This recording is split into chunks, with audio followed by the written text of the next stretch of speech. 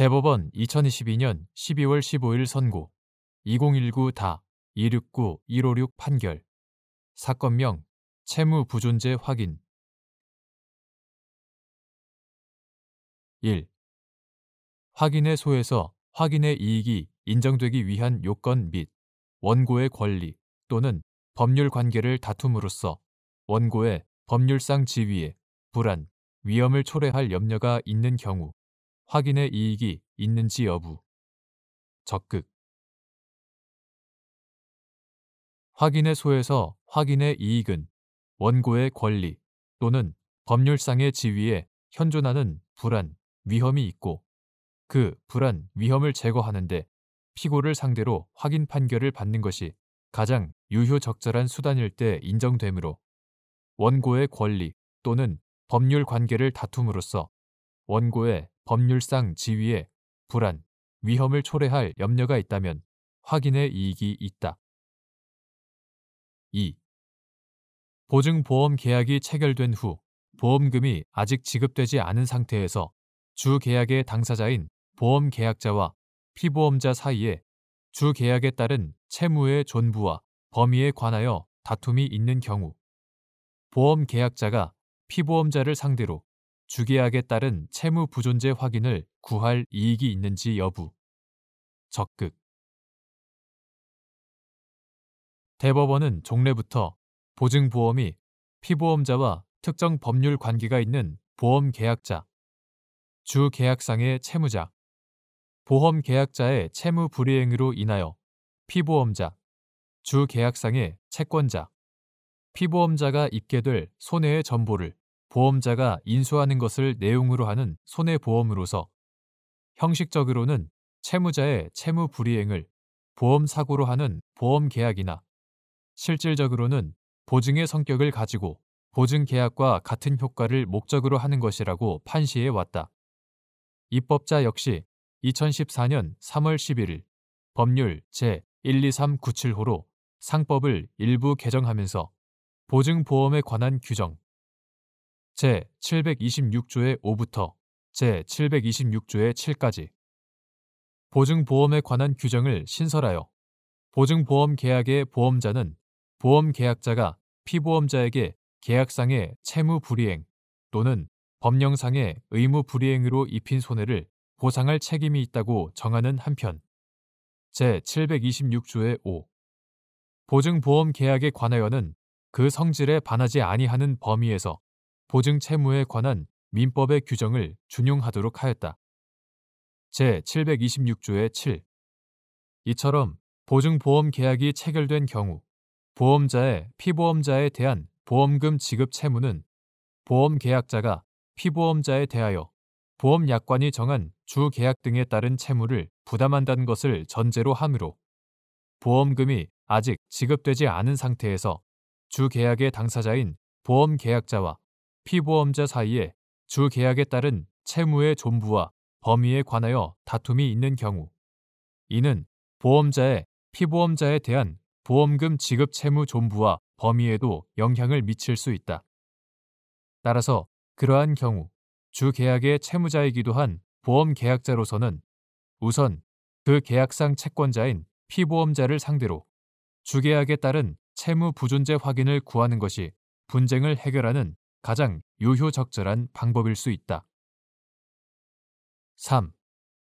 갑이 을 주식회사로부터 공사를 하도급받고 을 회사의 병보험회사와의 이행보증보험 계약에 따라 발급된 보증보험증권을 제출하였는데 그 후 공사가 지연되던 중 갑이 공사를 포기하였고 을 회사가 병 회사에 갑의 공사 포기를 청구 사유로 하여 보증보험 계약에 따른 보험금을 청구하자 갑이 병 회사에 보험금 지급 보류를 요청한 후 을 회사를 상대로 하도급 약정에 따른 채무의 부존재 확인을 구한 사안에서 확인의 이익을 부정한 원심 판결에 법리 오해에 잘못이 있다고 한 사례.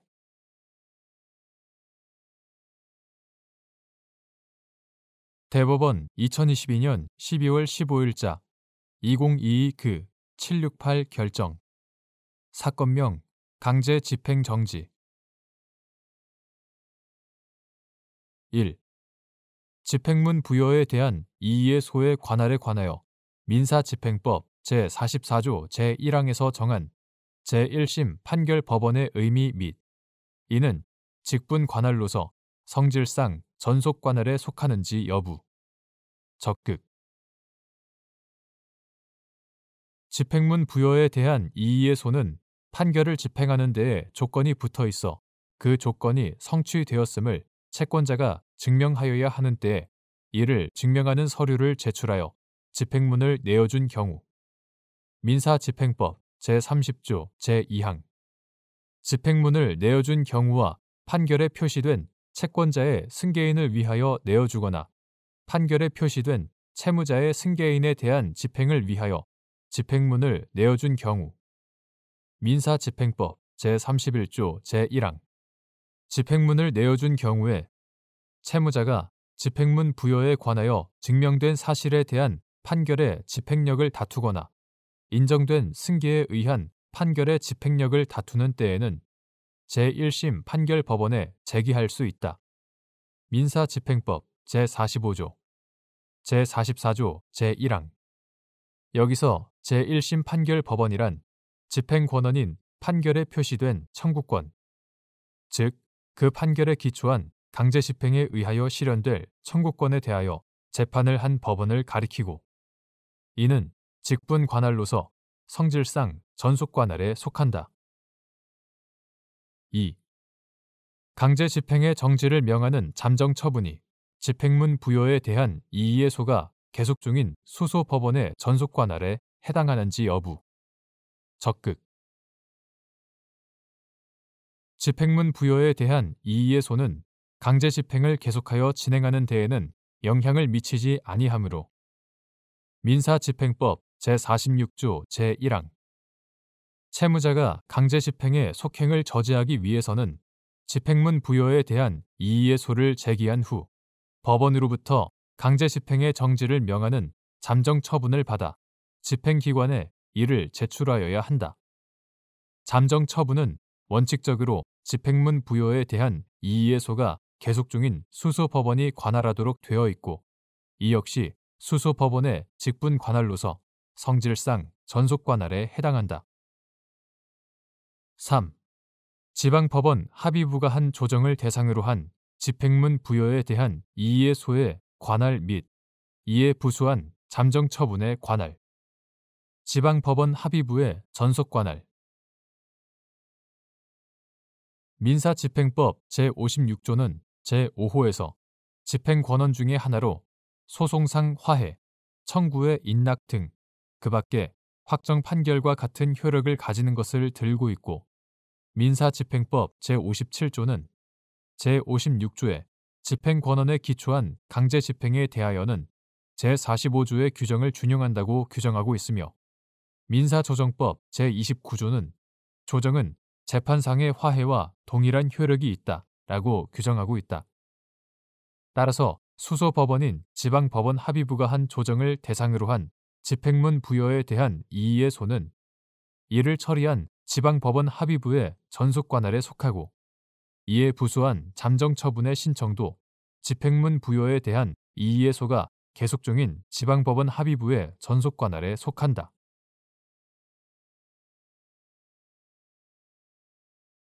대법원 2022년 12월 15일 선고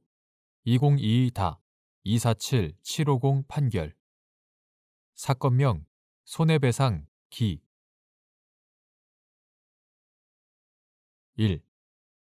부동산 담보신탁 계약에서 신탁 계약 해지 시 우선 수익자의 서면 요청에 따라 수탁자가 매도인으로서의 책임을 부담하지 않는 조건으로 신탁 부동산의 소유권을 매수인에게 직접 이전할 수 있다는 내용을 특약 사항으로 정한 경우 이를 수탁자에게 신탁 부동산에 관한 처분 권한을 부여하거나 매수인에게 수탁자에 대하여 소유권 이전 등기 청구권을 직접 취득할 수 있음을 정한 규정으로 볼 수 있는지 여부.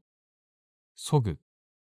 및 특약 사항에 따른 소유권 이전 등기는 신탁계약 해지에 따른 수탁자의 위탁자에 대한 소유권 이전 등기와 이를 전제로 한 위탁자의 매수인에 대한 소유권 이전 등기가 단축되어 이행된 것에 불과한지 여부. 적극. 부동산 담보 신탁 계약이 해지된 경우에는 신탁재산 귀속을 원인으로 위탁자에게 소유권 이전 등기를 한 다음 분양 계약을 원인으로 매수인에게 소유권 이전 등기를 하는 것이 원칙이다. 이 경우에도 우선 수익자의 서면 요청에 따라 수탁자가 매도인으로서의 책임을 부담하지 않는 조건으로 신탁 부동산의 소유권을 매수인에게 직접 이전할 수 있다는 내용을 특약사항으로 정하였다면 이는 신탁계약 해지에 따른 소유권 이전 등기 절차를 간편하게 처리하기 위하여 위탁자 대신 수탁자로 하여금 매수인에게 직접 신탁 부동산에 관한 소유권 이전 등기를 하는 것을 예외적으로 허용하는 취지일 뿐, 수탁자에게 신탁 부동산에 관한 처분 권한을 부여하거나 매수인에게 수탁자에 대하여 소유권 이전 등기 청구권을 직접 취득할 수 있음을 정한 규정으로 볼 수는 없다. 따라서 위 특약사항에 따른 소유권 이전 등기는 수탁자가 신탁계약에 따라 신탁 부동산을 처분하여 맞춰준 것이 아니고 신탁계약 해지에 따른 수탁자의 위탁자에 대한 소유권 이전 등기와 이를 전제로 한 위탁자의 매수인에 대한 소유권 이전 등기가 단축되어 이행된 것에 불과하다. 2. 소유권 이전 등기 청구권을 압류한 채권자가 제3채무자나 채무자로부터 이전 등기를 마친 제3자에 대하여 위 이전 등기의 원인 무효를 주장하며 말소를 청구할 수 있는지 여부. 소극. 및 제3채무자가 압류 결정을 무시하고 채무자에게 이전 등기를 이행하고 채무자가 다시 제3자에게 이전 등기를 맞춰주어 채권자에게 손해를 입힌 경우 불법 행위가 성립하는지 여부. 적극.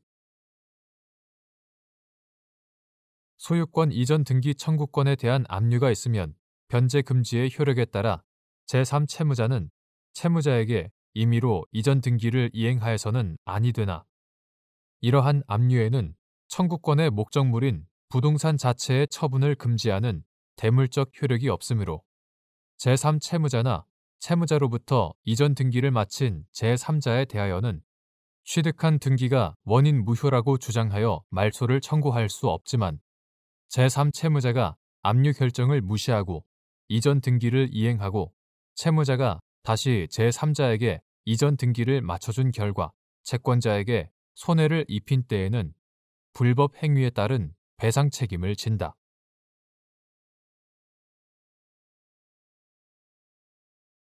대법원 2022년 12월 15일 선고 2022다 275-212 판결 사건명 용역비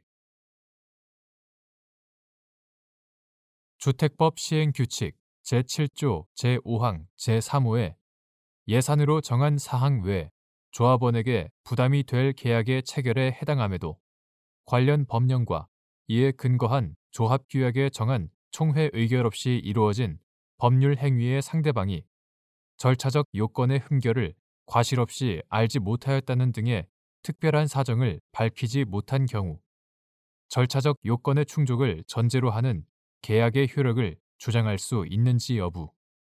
소극. 주택법 시행령 제20조 제3항 및 주택법 시행규칙 제7조 제5항 제3호는 단순히 비법인 사단의 자율적, 내부적인 대표권 제한의 문제가 아니라 법률 행위의 상대방인 제3자와의 계약 해석에 있어서도 그 제3자의 귀책을 물을 수 없는 예외적인 경우가 아닌 한 원칙적으로 그 조항의 효력이 미치도록 하려는 것으로 볼 수 있다.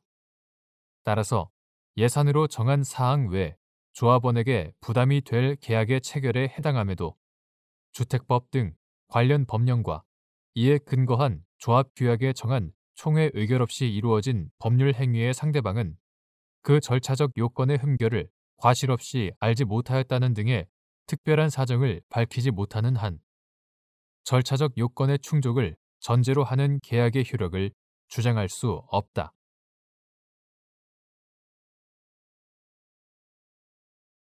대법원 2022년 12월 16일자 2022-734 결정.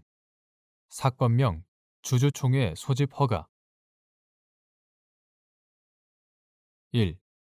상법 제366조 제1항에 따른 소수 주주의 주주총회 소집 청구에서 이사회와 전자문서의 의미.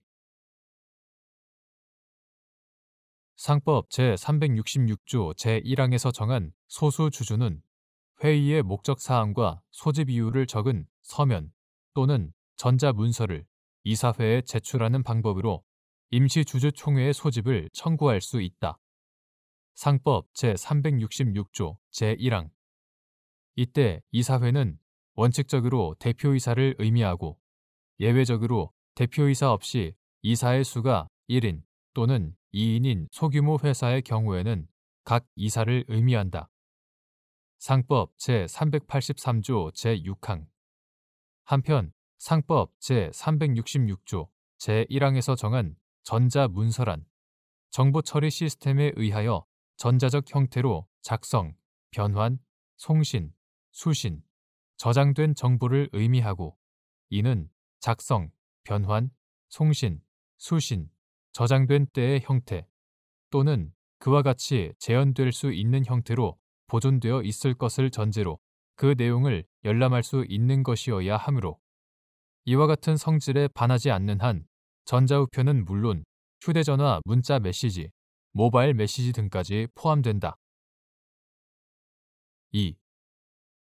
갑 주식회사의 소수주주인 을이 대표이사 병에게 2회에 걸쳐 발송한 임시주주총회 소집 청구서가 폐문 부재로 배달되지 않아 폐기 처리된 후 을의 소송 대리인이 같은 내용의 임시주주총회 소집 청구서를 카카오톡 메시지로 발송하여 그 무렵 병이 이를 수신하였는데도 갑 회사가 임시주주총회 소집 절차를 밟지 않자 을이 법원에 주주총회 소집 허가를 구한 사안에서 대표이사인 병이 카카오톡 메시지를 통하여 임시주주총회 소집 요구서를 제출받아 이를 확인한 이상 을의 상법 제366조 제1항에 따른 임시주주총회의 소집 청구는 적법하다고 한 사례.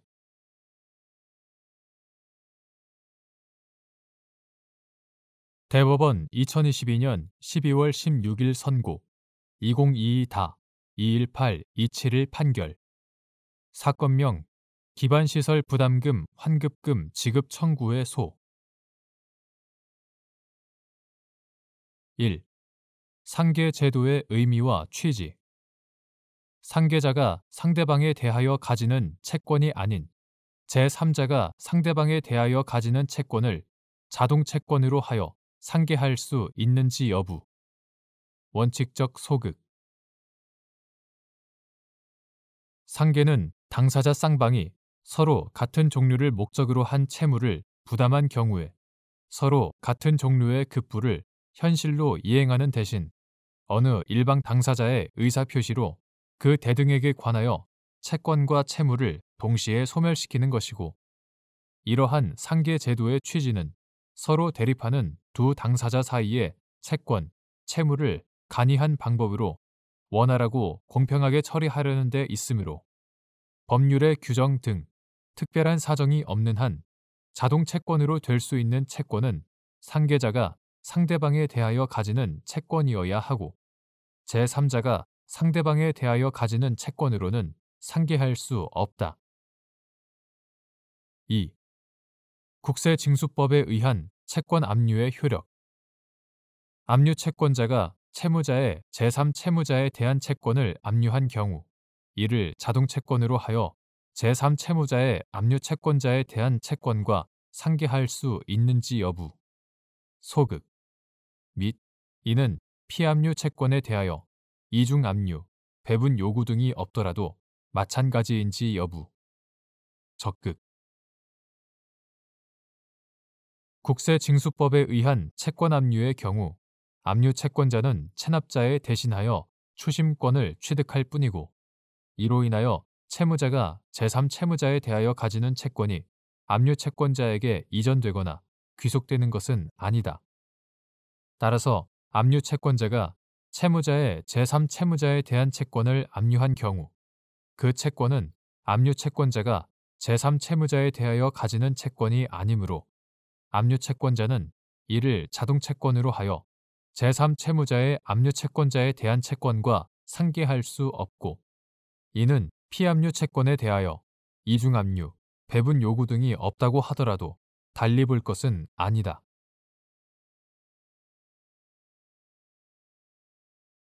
대법원 2022년 12월 16일 선고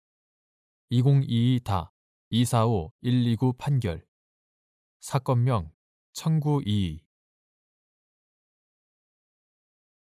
계약의 당사자가 누구인지 확정하는 방법 일방 당사자가 대리인을 통하여 계약을 체결하는 경우 계약의 상대방이 대리인을 통하여 본인과 사이에 계약을 체결하려는데 의사가 일치하였다면 대리인의 대리권 존부 문제와 무관하게 상대방과 본인이 계약의 당사자가 되는지 여부 적극 계약의 당사자가 누구인지는 계약에 관여한 당사자의 의사해석 문제이다. 당사자들의 의사가 일치하는 경우에는 그 의사에 따라 계약의 당사자를 확정해야 한다.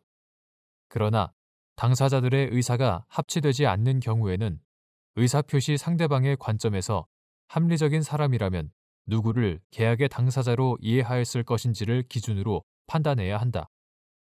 일방 당사자가 대리인을 통하여 계약을 체결하는 경우에 있어서 계약의 상대방이 대리인을 통하여 본인과 사이에 계약을 체결하려는데 의사가 일치하였다면 대리인의 대리권 존부 문제와는 무관하게 상대방과 본인이 그 계약의 당사자라고 할 것이다.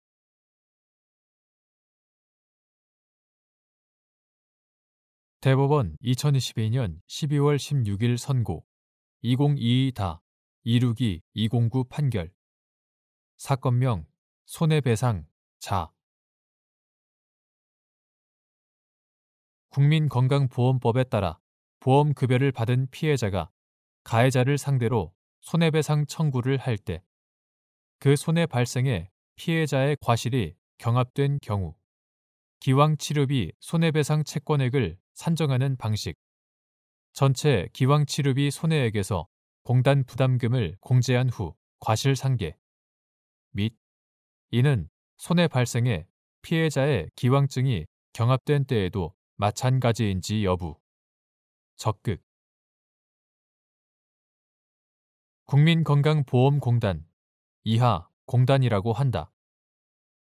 공단의 손해배상 청구권 대위를 인정한 국민건강보험법 제58조의 문헌과 입법 취지, 국민건강보험제도의 목적과 사회보장적 성격, 불법 행위가 없었을 경우 보험급여 수급권자가 누릴 수 있는 법적 지위와의 균형이나 이익 형량, 보험급여 수급권의 성격 등을 종합하여 보면 공단이 불법 행위의 피해자에게 보험급여를 한 다음 국민건강보험법 제58조 제1항에 따라 피해자의 가해자에 대한 기왕치료비 손해배상 채권을 대위하는 경우 그 대위의 범위는 가해자의 손해배상액을 한도로 공단이 부담한 보험급여 비용 이하 공단 부담금이라고 한다.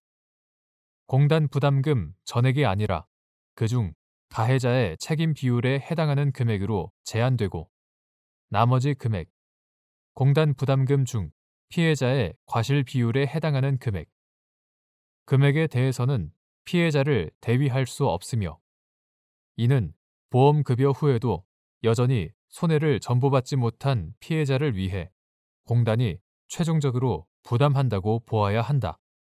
이와 같이 본다면 국민건강보험법에 따라 보험급여를 받은 피해자가 가해자를 상대로 손해배상 청구를 할 경우 그 손해 발생에 피해자의 과실이 경합된 때에는 기왕치료비와 관련한 피해자의 손해배상 채권액은 전체 기왕치료비 손해액에서 먼저 공단 부담금을 공제한 다음 과실상계를 하는 공제 후 과실상계 방식으로 산정하여야 한다.